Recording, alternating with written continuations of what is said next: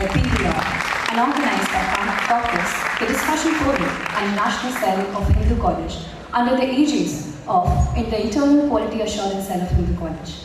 We at Caucus, for the past 15 years, have been functioning as a mini think tank where we engage in a broad range of activities that encompass group discussions, writing articles and research reports, engagement with experts on a regular basis, and other activities. We also run an active blog and publish a monthly magazine, The Pro, with contributions from students and expert writers. Our annual Intellectual Fest Campus is a series of brainstorming sessions on social, political, and economic issues by stalwarts and experts from diverse fields. This year marks the third annual and the first offline edition of Campus. After 3 thoroughly engaging and insightful sessions on the second day of our conclave, we now move ahead with yet another session filled with knowledge and principle as well as practice. For this session, I would like to welcome Professor Rudrangshu Mukherjee, who would be engaging in an extensive discussion on his book, Tagore and Gandhi, Walking Alone, Walking Together. I, Vidhi Sharma, will be the host for the session alongside Riya Jain and Ritu Brata, who would be our moderators for this session. Professor Rudrangshu Mukherjee is a world-renowned historian and has authored several internationally acclaimed books like Awadh in Revolt, A Study of Popular Resistance, Spectre of Violence, the 1857 Kanpur Massacres, Nehru and Bose, Parallel Lives, and so on. He is currently serving as the Chancellor and a Professor of History at Ashoka University, one of India's leading liberal arts and sciences institutions. We welcome you, sir. Tagore and Gandhi, Walking Alone, Walking Together, is a masterful inquiry into the deep bond that persisted between Mahatma Gandhi and Gurudev Tagore. Born in the India of 1860s, in 2 regions separated by the bulk of the country and rising trailblazers of their time, amidst the gravitating social-political changes, Rabindranath Tagore and M.K. Gandhi were 2 leaders who emerged as quintessential faces of Indian thought and life in the modern age. Irrespective of the stark contrast between their status and social upbringing, they share a deep personal friendship robust enough to bear the strain of dissensions on various public issues. Be it their ideological differences or the presence of a well-founded common ground over the assimilative character of Indian culture amidst a persistent clash of opinions over non-cooperation, their relationship remains a center point of discussion even today. It is this relationship that Professor Mukherjee has tried to explore through his compelling book, drawing an extensive portrait of these 2 contemporaries.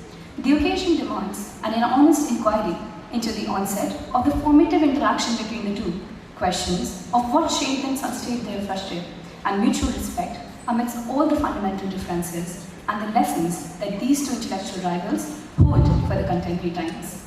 It is important to note that as part of his background research on the subject, Professor Mukherjee referred to various collected writings, for example, those published by the government of West Bengal and Vishwabharati, alongside the voluminous Rabi Javani and Rabindra Javani by Prasanta Kumar Rabindranath and Prabhat Kumar Mukhopadhyay, respectively, for offering significant biographical details on the 2.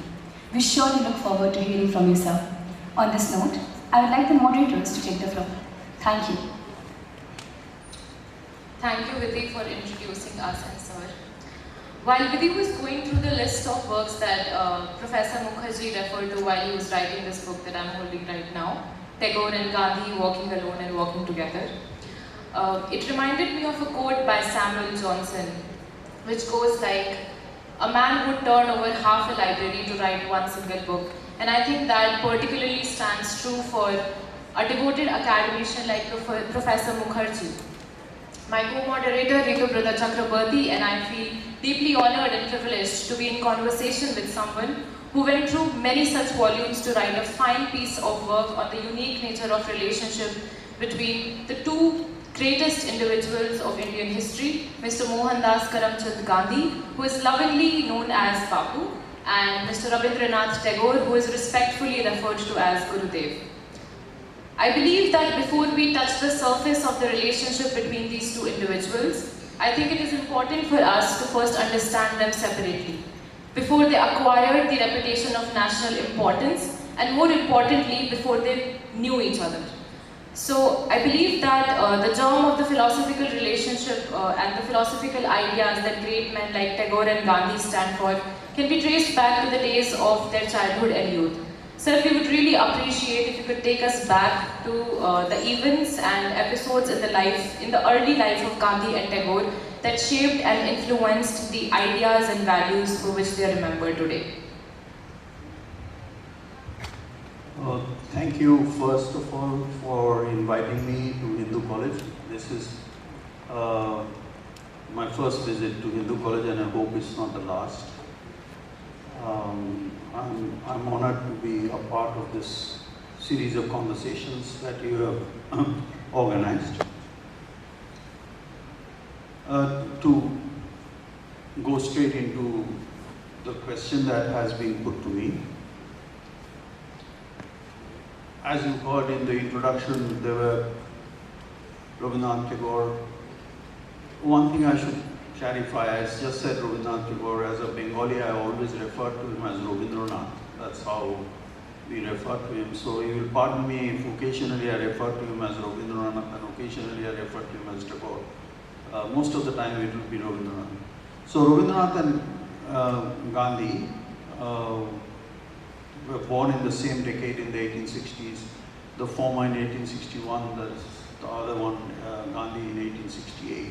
But their upbringings and their education took on completely different trajectories because of the family backgrounds into which they were born. Rabindranath was born into affluence and privilege of an unprecedented kind. His family was perhaps the best known family in Calcutta from the middle of, or little before the middle of the 19th century, from around the 1840s, from the time of his grandfather, Rudrangshu Tagore, who was a social reformer, an entrepreneur, and many other things besides. So, and the family house in which the Tagores lived, in a place called Jorashanko in North Calcutta. Jorashanko actually translates as a location with two bridges. So there's a specific reason why it was called that, but this is not the place to go into it. Was a great hub of culture. People went there to, the family itself engaged in a lot of cultural activities, particularly music. Most of the Tagores were gifted musicians, particularly they were very good, very talented singers. And also they ran a family magazine, handwritten family magazine. So it's into that kind of family that Rabindranath was born into. He had no, and I would like to emphasize this, he had no formal education. He was admitted into several schools in Calcutta, including some very well-known ones, but he never managed to stay in those schools for a very long time. There would be complaints that he was inattentive in class, he wouldn't do his homework and so on. So his father was forced to withdraw him from those schools. And then finally his father took it upon himself when Rabindranath was 11 or 12 years old, having failed to make a mark in any formal field of education. His father decided to take matters into his own hands, and he took him away to Dalhousie in the mountains, where Rabindranath's father Devendranath would retreat every year to meditate. He was a very deeply spiritual man, and he took young Rabindranath with him. And that's where Rabindranath had a very unique kind of education in Sanskrit, in Bengali, in music, in astronomy, in botany, all rendered by his father and given a practical dimension in the field of astronomy and in the field of botany especially, by taking Rabindranath into very extensive walks in the woods where he would point out flowers, plants, trees to his son, and then at night, the night sky, introducing him to the solar system, the stars and the skies and so on and so forth. And of course, there was training in singing, playing the estrage, and then Bengali Sanskrit and a little bit of English as well. So this is the kind of education Rabindranath had. There was an attempt made a little later on when he was 17 or 18 years old to send him to England so that he could, maybe people thought that he would be a little more disciplined in England and get some formal education. That was also a failure. Rabindranath didn't get any degree or any kind of formal education in England either, but he came back with an abiding love for English literature and also for Western music. He was immensely talented musically. At the age of 14, 15, he was writing dance dramas, he was writing songs, and of course he was writing poetry as well. Rabindranath himself liked to think that the most formative educational experience that he had, and now I'm not talking, he wasn't referring to education as in schools or universities, but education in the real, substantive, deep sense of the word. He believed that he had that experience, educational exposure, when in the 1990s, for family reasons, his father sent him into rural eastern Bengal, what is today Bangladesh, to look after their family, the Tagore family estates. They were very large landholding Zamindari family, and they had very extensive estates in what is today Bangladesh and in what is today Orissa. But Tagore was sent to Bangladesh, and Tagore said that experience of traveling very often by boat on the rivers of Bangladesh and watching the rural life and the rural people from the boat, or sometimes even while walking through the villages, that gave him a different insight, completely different insight into what real life was like in Bengal, and therefore what real life was like in India. And this is what his childhood, adolescence and young adulthood was like, and these experiences never really left him. Their best articulation is in his short stories and in some of his poems. And right through his life, he retained a commitment.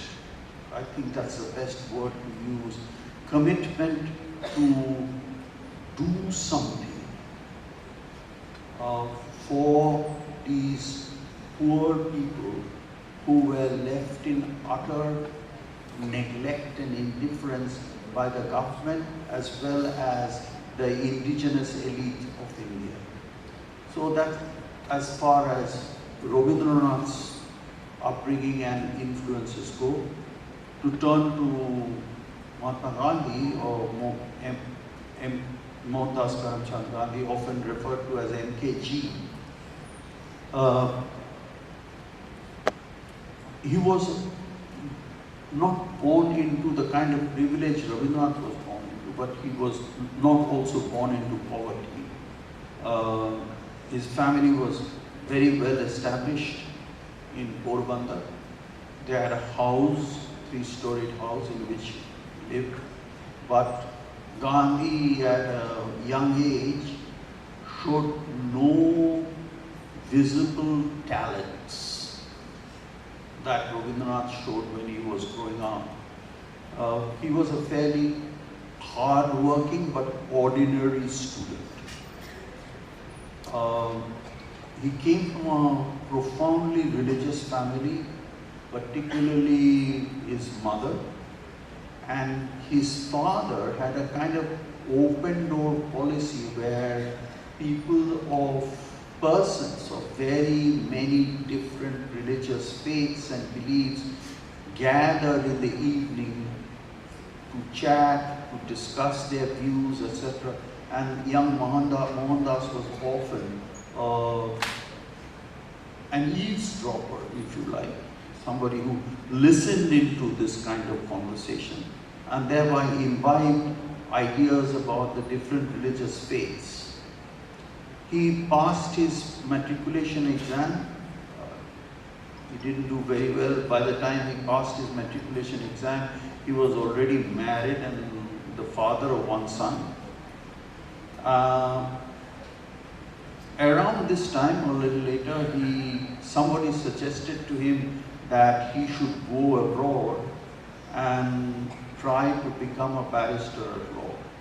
Gandhi, against the opposition of the then existing society, Gujarati Panya society, decided to take this plunge. He went to England, where he qualified as being a barrister at law.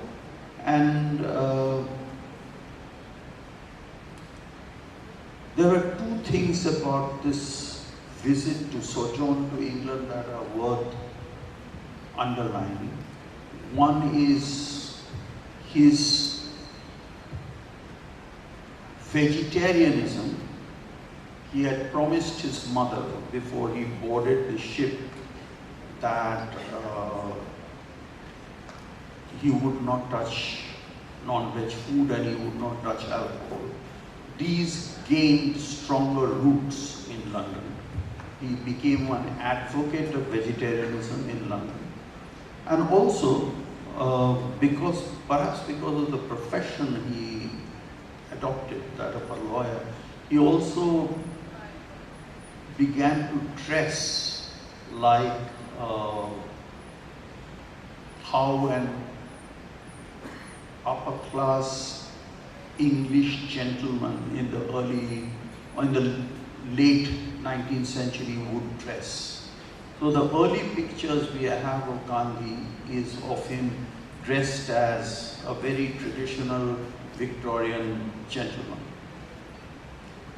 But he also was exposed to Jain non-violent ideas in this phase of his life. And Premchand Mehta, I think the name is, who became a kind of a mentor of his,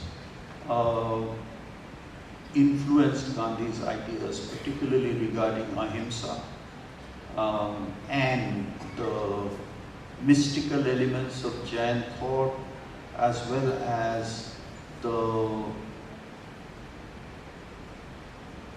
attitude towards accepting the various branches and the various ways of accessing God, the plurality of religious faith that becomes a part and parcel of Gandhi's ideas later on in his life, begins to take shape in Gandhi's mind through the influence of this Mr. Mehta, who was actually a Jain mystic, who was also a jeweler by trade. Gandhi comes back to India. He is utterly unsuccessful as a barrister at law.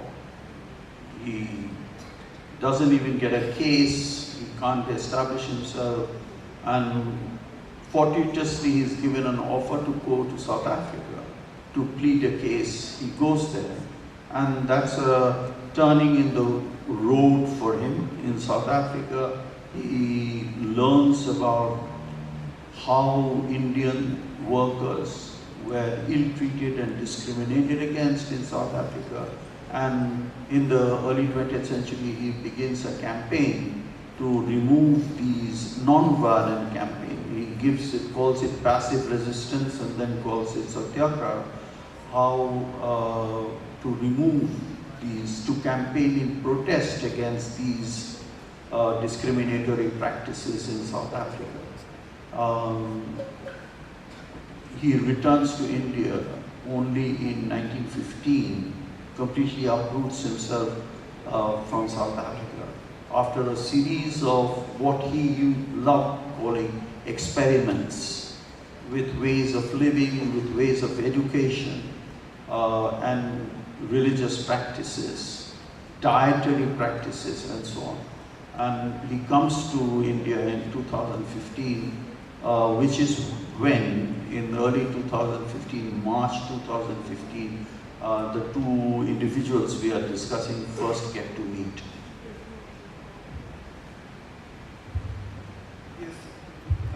Yes, sir, that indeed goes on to substantiate the fact that one's formative years that has a lasting imprint in their individual lives.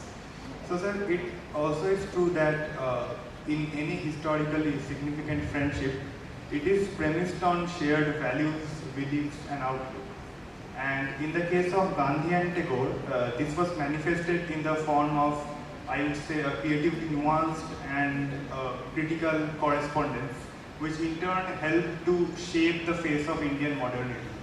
So, sir, going back to the title of your book, that is Tagore and Gandhi Walking Alone, Walking Together, we would appreciate if you could shed some light on the factors and the motivations which made them walk together and which united them.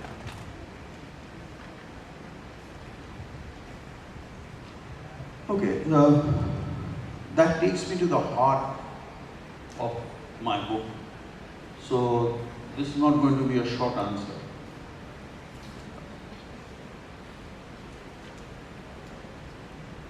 Where they walked together, or what formed a bond between the two of them, was a shared idea of Swaraj.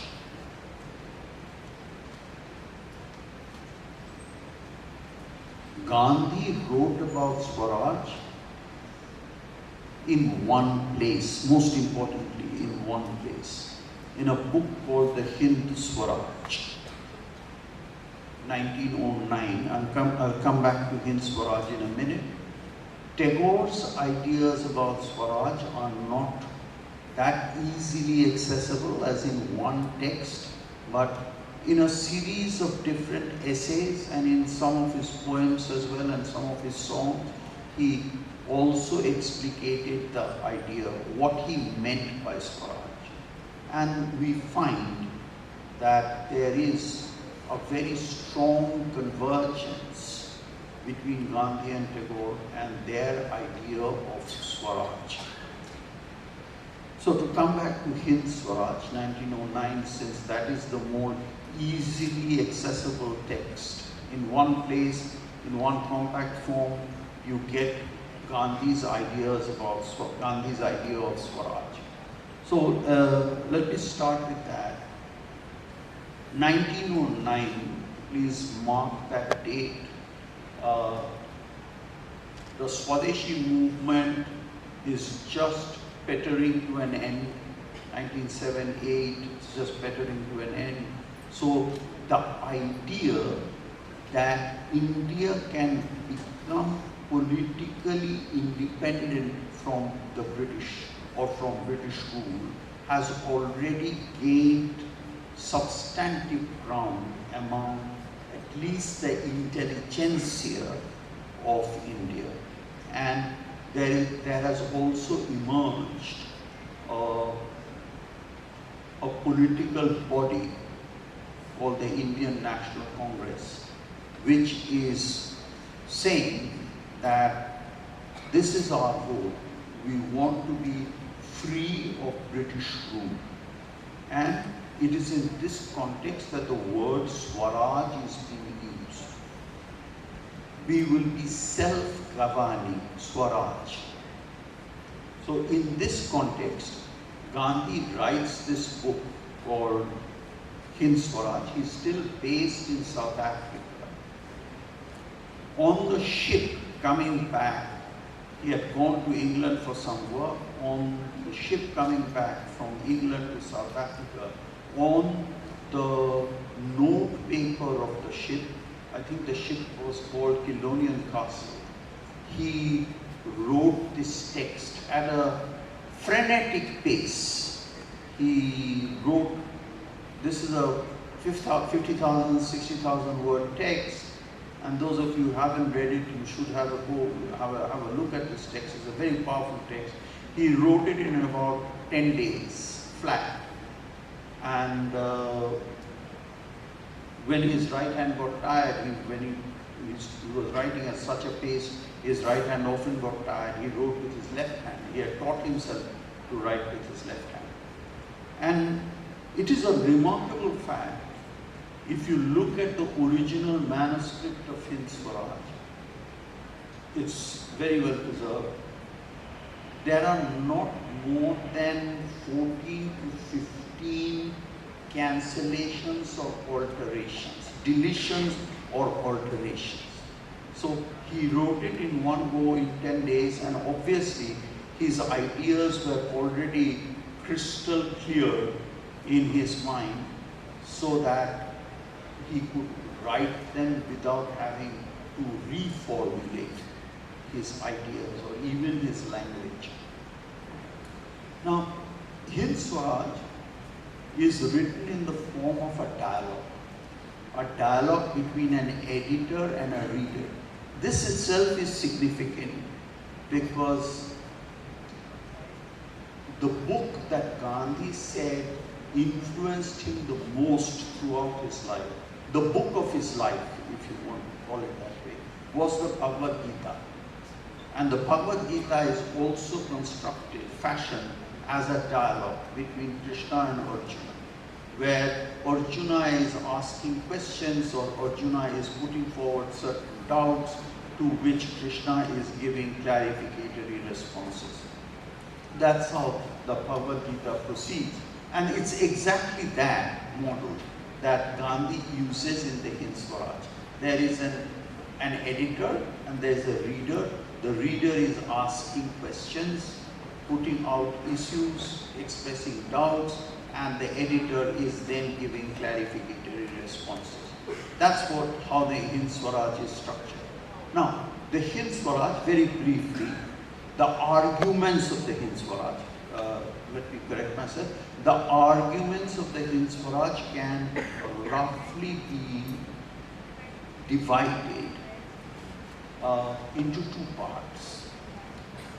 The first part of the Hind Swaraj consists of a trenchant critique of what Gandhi calls Western civilization or modern civilization. It's absolutely a relentless critique of every single facet of modern/Western civilization, okay, which he describes as a satanic civilization. Very strong words. Now, why does he do that? What are his grounds for making this critique? Gandhi says that at the heart of Western civilization is a system called industrialism or industrialization.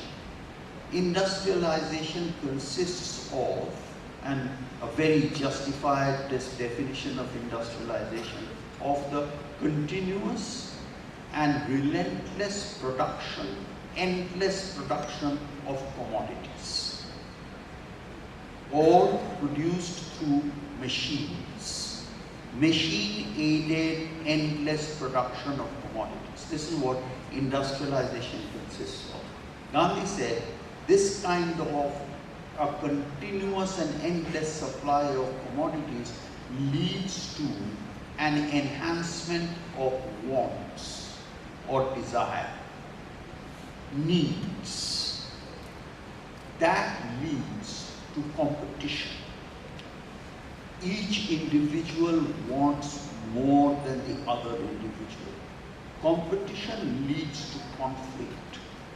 Conflict leads to violence. Violence leads to death, to devastation and death. So Gandhi argued on the basis of this chain of logic that I have just put forward, that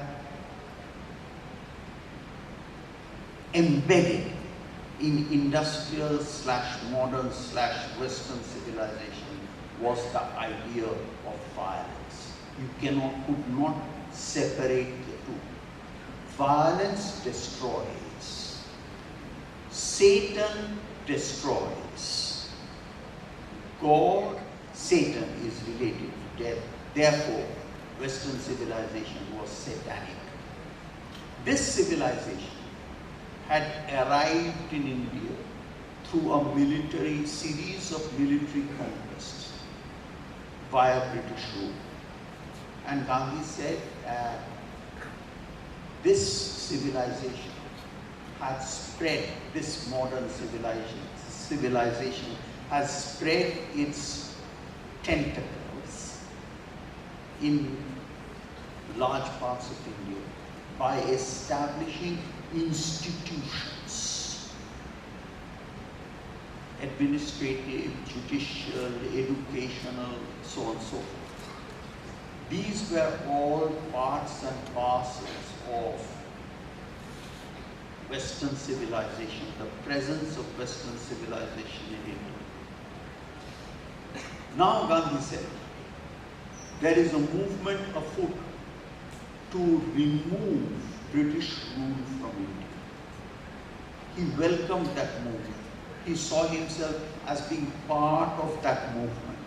But he said that if we are only going to remove British rule, but we are going to keep all the British institutions and British influences in India, then he said we will have British rule without the Britisher.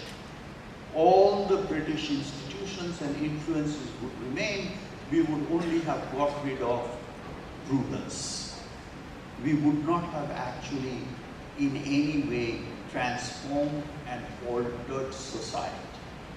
He said this would be a very inadequate and insubstantial Swaraj. Swaraj had to be something more profound that would change the life for millions of Indians and bring forth a new India that was different from what Western civilization had tried to create in India. Now we come to the second part of the argument. So where was this Swaraj going to be found? If political independence, self-governance was not adequate, how do we make it adequate? So Gandhi said, this was Gandhi's argument, that there are still existing in India large parts, whole acres of territory that are completely untouched and uncontaminated by the influences of modernity, the influences of Western civilization. Gandhi said, where were these large arcs of territory? He said, go to the rural world of India, the deep interior rural world of India. And there you will find populations, thousands of people who are living their lives, functioning in their daily existence in ways, through practices that are completely untouched, uninfluenced by Western civilization. These are lives that are not based on competition. These are lives that are not based on self-interest. These are lives that are based on reciprocity and interconnectedness. Gandhi said that this is what we have to learn. This is what we have to imbibe in ourselves if a new India that is different from the Western model has to be created. And this is where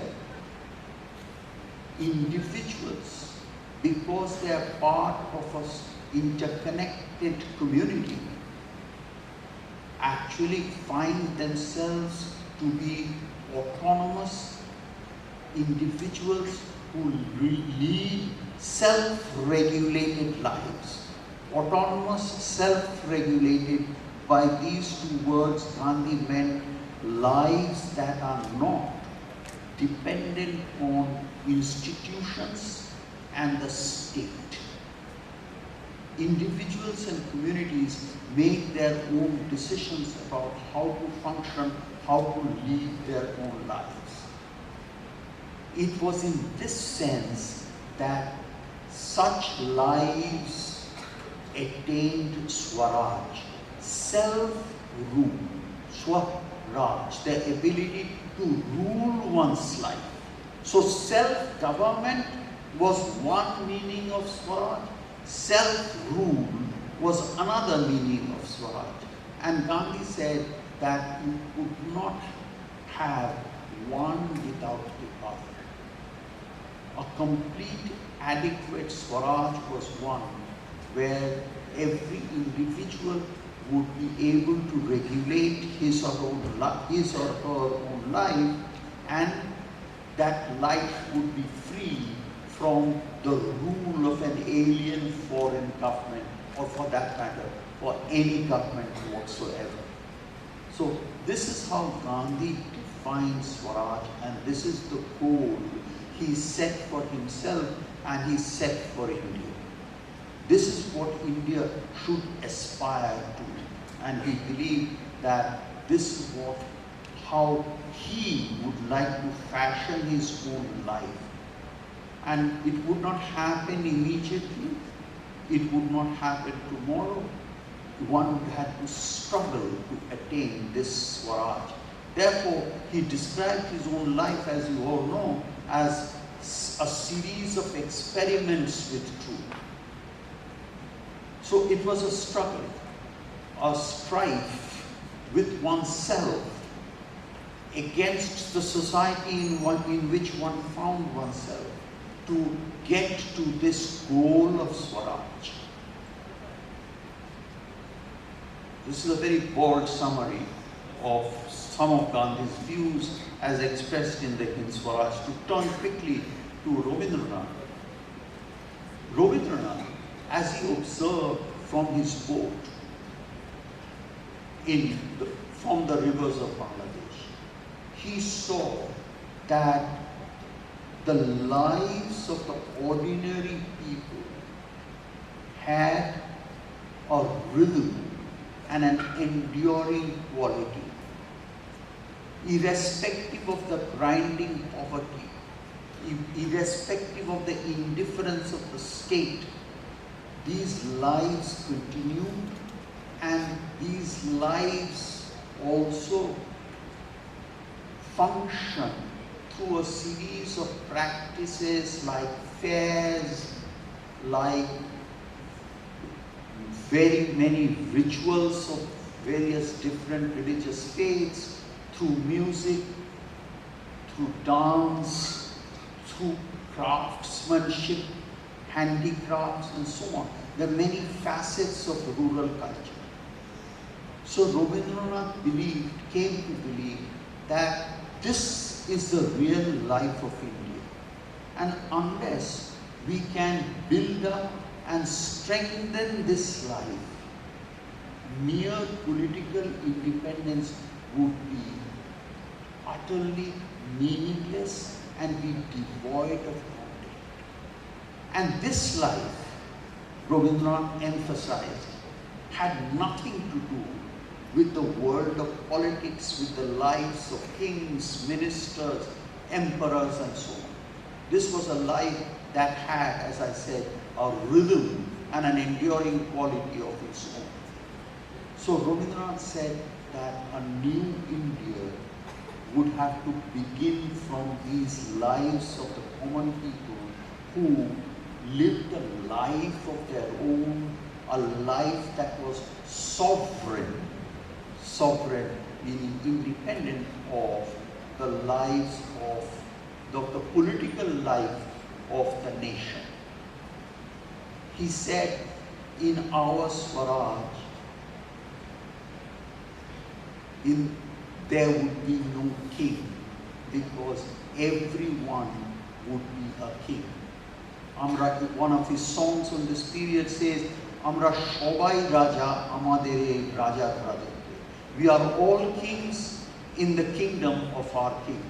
So if everyone is sovereign, you don't need a king. So you can see from completely two different perspectives, Gandhi and Rabindranath converged on what they thought to be Swaraj. And at the heart of that Swaraj was the individual's freedom to regulate and rule their own lives without being dependent on the state or the institution. This is where, towards this goal, they walked together. They wanted to take India to this goal. That is what I mean when I say that walking together. They walked towards the same noble goal of Swaraj. Truly pointed out, sir. As we heard you talk elaborately upon the idea of Swaraj that was shared by both Gandhi and Tagore, we understand that the Swaraj that was envisioned by both of them did not particularly emphasize solely on political independence. What they were actually aiming for was the sovereignty of the individual. And I think that both of them at some level agreed that education would be the path that would be very important towards the attainment of the Swaraj that they were dreaming for. So, if we look at Gandhi, Gandhi expressed his opinions on education in his book Hindu Swaraj, and he also gave an elaborate critique. It's not Hindu Swaraj. Hindu Swaraj, yes. Swaraj. Yes, sir. In Hindu Swaraj, and he also gave an elaborate critique of the Western education system that was introduced by Thomas Macaulay in India. And he believed that the Western education system had degenerated the Indian mind. Whereas, on the other hand, when we look at Tagore, we see that he manifested his vision by establishing institutes like Shantiniketan and Vishwa Bharati. So, as someone who has been associated with the field of education for such a long time and who has worked in this field at various capacities, what do you think about the present state of Indian education? If we take these things into reference, what do you think? Has the Indian education system, has it moved closer to the vision that was shared by both Gandhi and Tagore, or has it drifted apart from the dream that was dreamt by Gandhi and Tagore on the state of Indian education? Well, to be honest, I don't think the Indian education system could be further apart from the visions of Gandhi and Tagore so far education is concerned, or any other part of their ideas than it has been for the last 20, 25 years or even more. Education in the last 25, 30 years or maybe even longer has become what I would like to call transactional. Education as a vehicle to get a job, to build a career. And that is all there is to education. If you get good marks, if you land a good job, you're supposed to be educated. This is what neither Gandhi nor Rabindranath quite visualized as education. For them, education had a much deeper significance, and that significance is related to the root of the word education.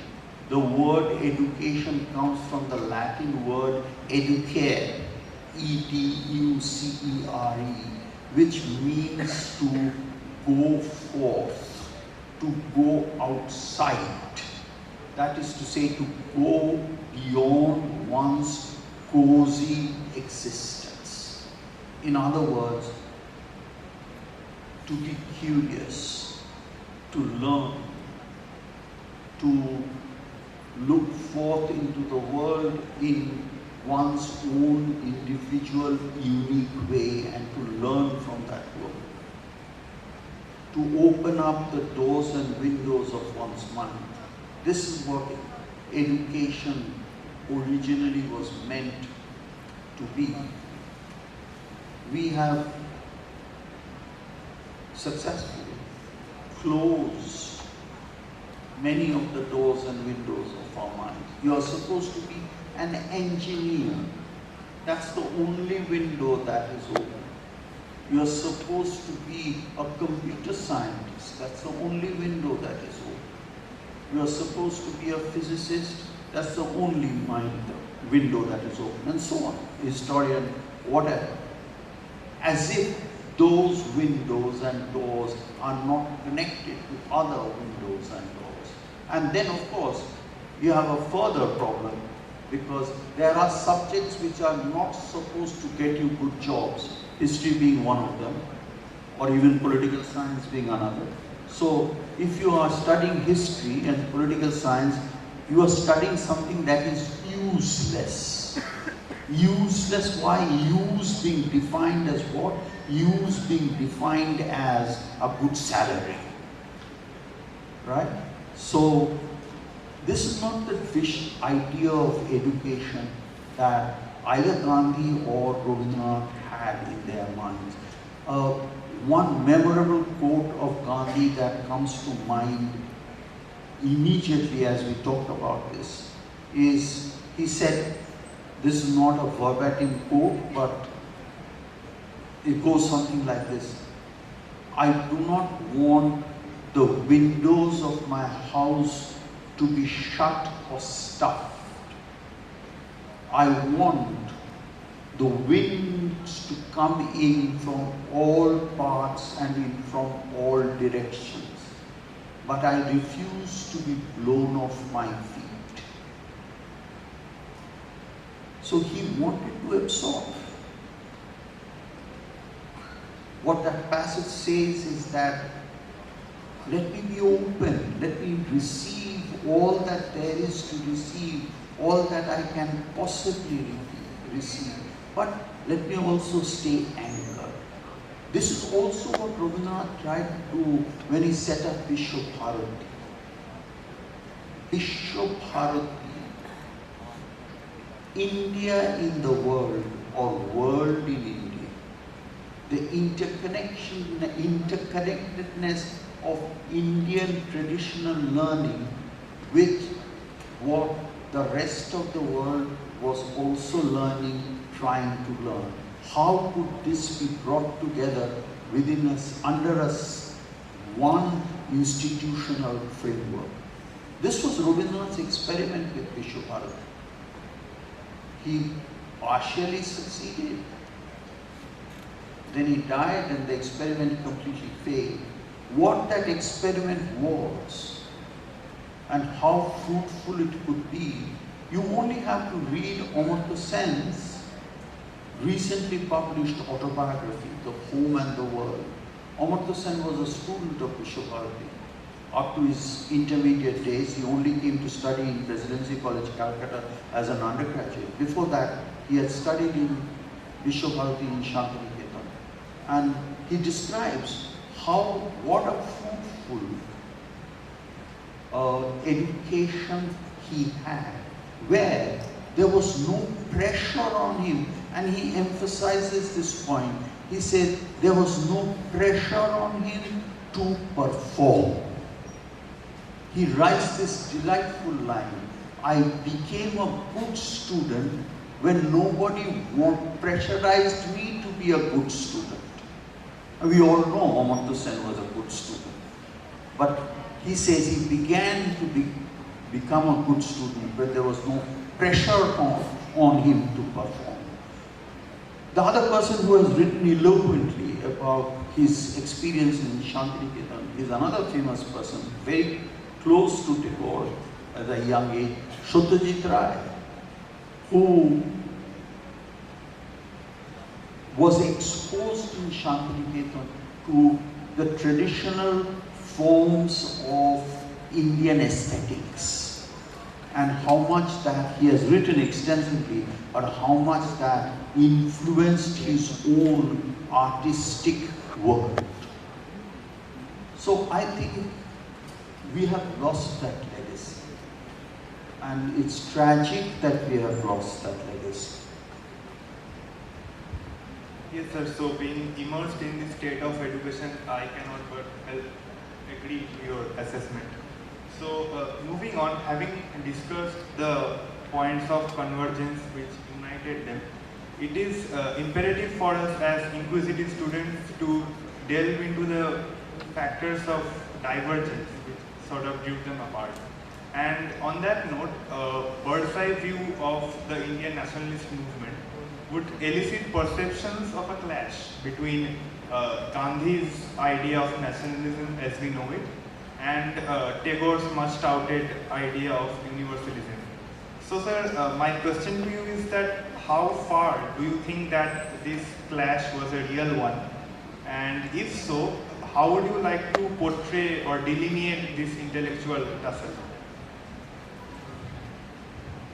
So the divergences are not actually between nationalism and universalism.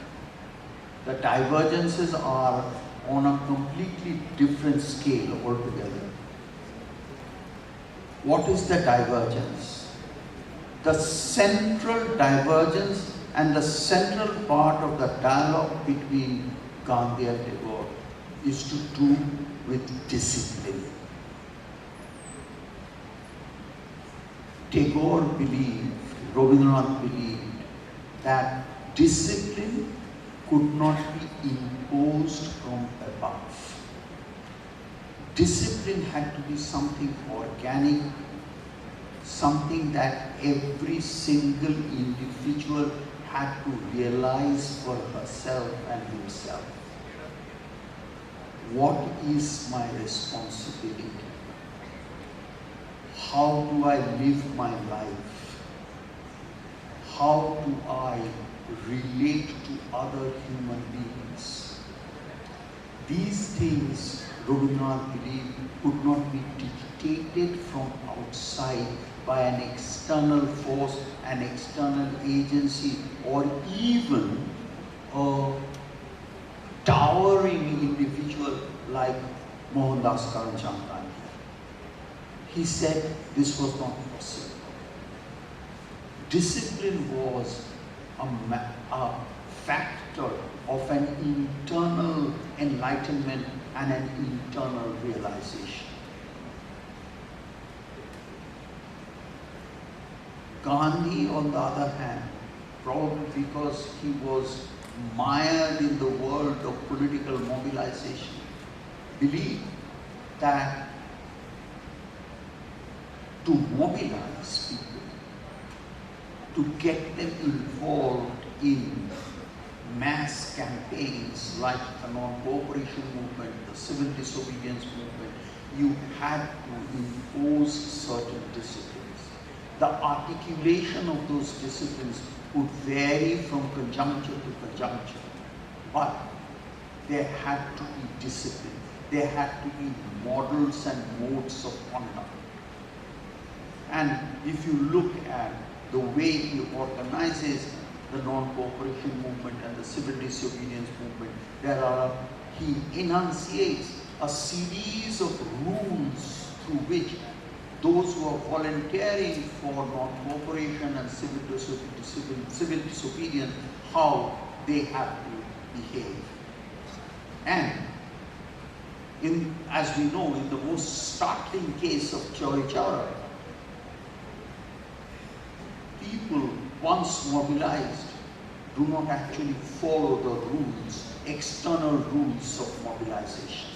And that leads to violence, to violent clashes, which makes Gandhi retreat from that particular mode of mobilization.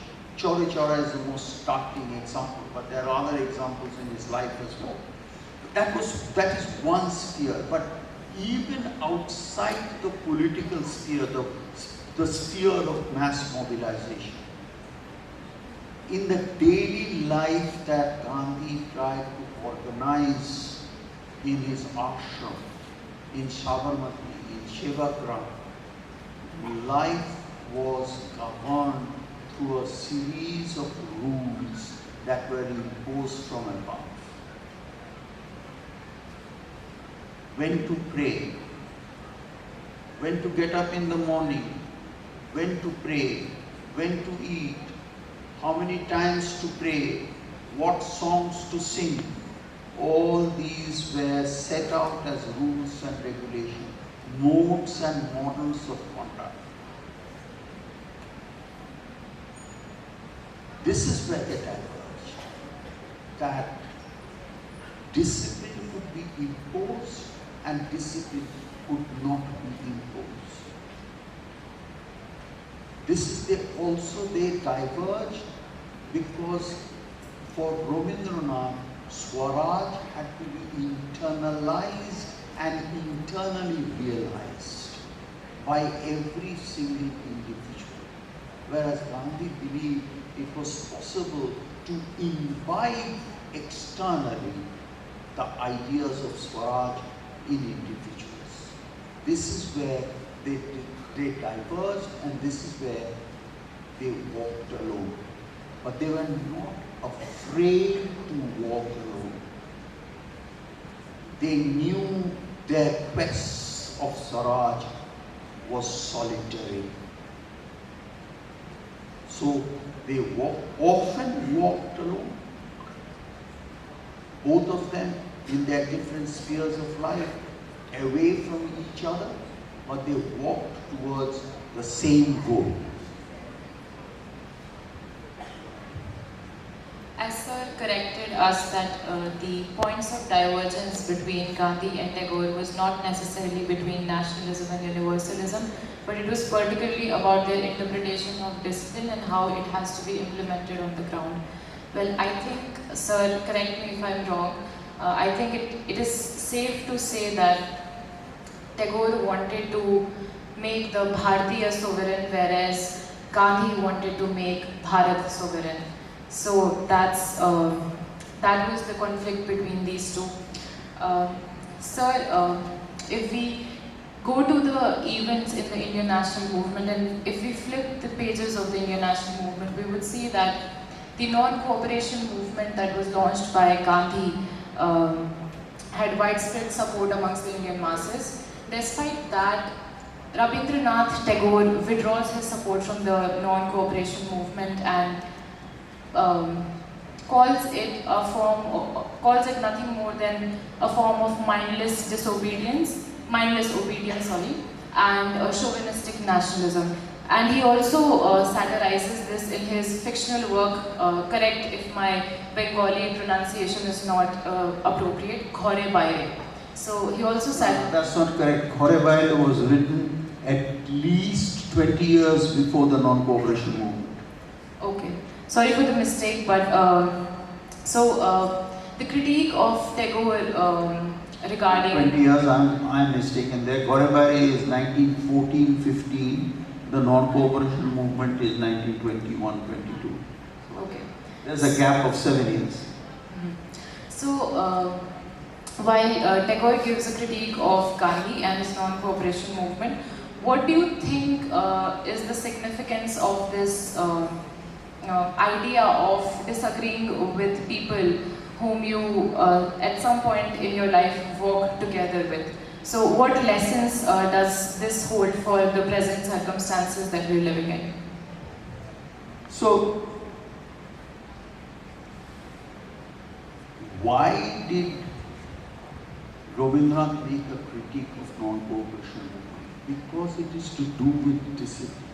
He thought Gandhi was imposing certain ideas on the people, including the idea of Hindu-Muslim unity through the Khilafat movement. He said this should come from within the people, not something that we should impose on them. Like spinning and weaving, the use of the chak, these were the criticisms he was making. Now, the second part of your question and observation is, I think, much more. Gandhi and Rabindranath put out before us, and I think this is of absolutely critical importance for our own lives, is that you can differ with somebody very fundamentally without acrimony, without rancor, without losing respect. They wrote to each other, they wrote against each other, but there is no word of rancor or bitterness in their correspondence. They wrote to each other with utmost respect, taking up each and every point that the other person raised with very great seriousness, without trying to score points of each other, as if this is some kind of a juvenile St. Stephen's debate that is taking in public. This entire dialogue was carried out in print, in public. And as I said, without rancor. So public reasoning, they set an example of public reasoning, and I believe that public reasoning is an integral part of a functioning democratic society. Yes, sir, certainly so. And before moving on to audience questions, my last question to you would be premised on a contemporary note. And we know that our political discourse is shaped by a host of national figures, icons, and their ideologies. Be it the Gandhian idea of non-violence, or say Ambedkar serving as a focal point for the Bahujan movement and beyond.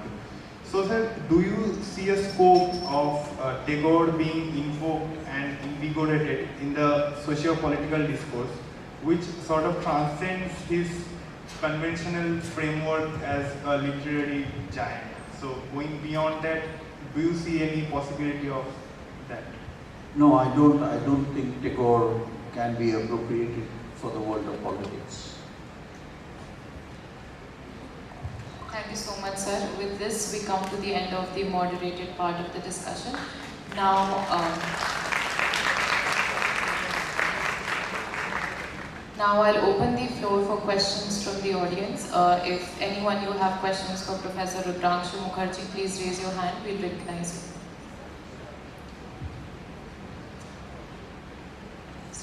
Someone can please pass on the mic to the girl in the middle row.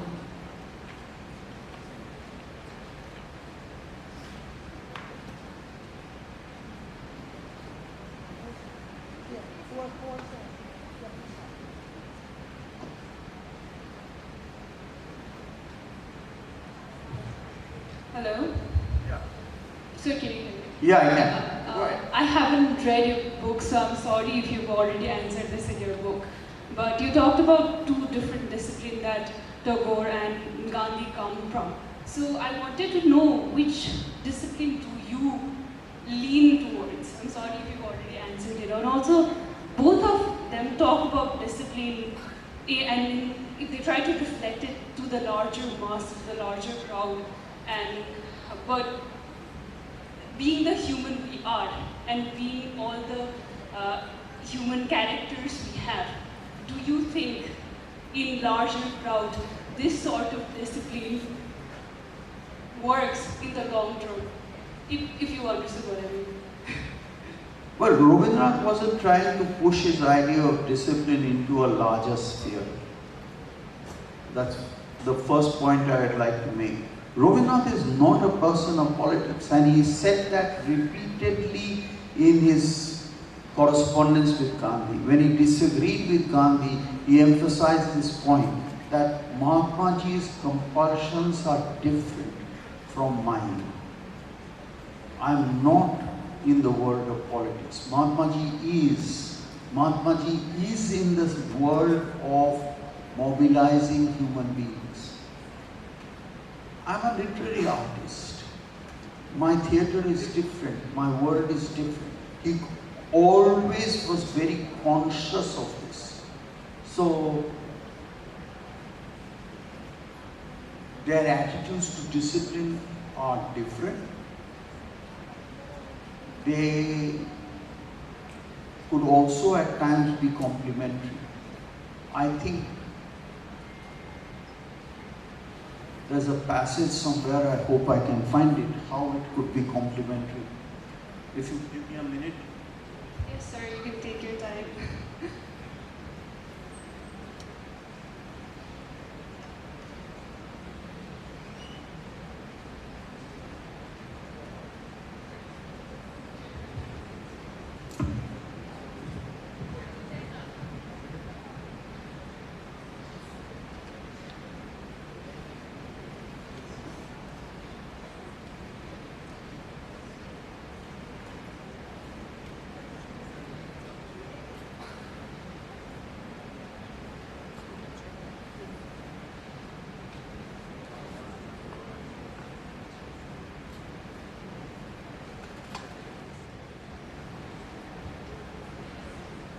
This is what Gandhi had to say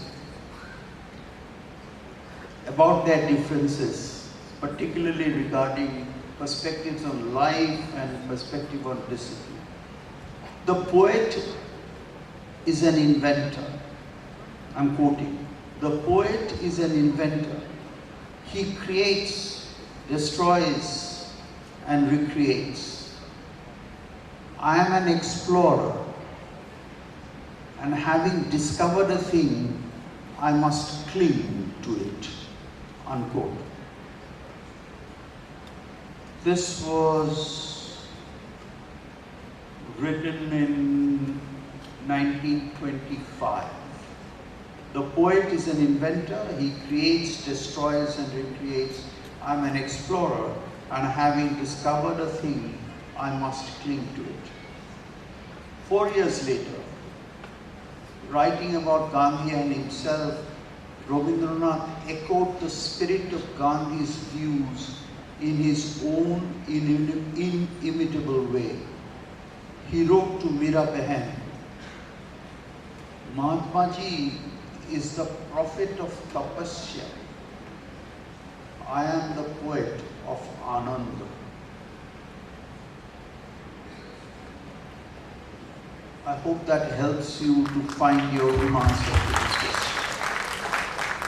Sir, it does. And I wanted to know your leaning towards, I mean, your understanding, your leaning I towards am the discipline. too small a human being to have the arrogance to say that I can choose between Gandhi and Tagore. I am overwhelmed that I have the ability to sit at their feet and learn.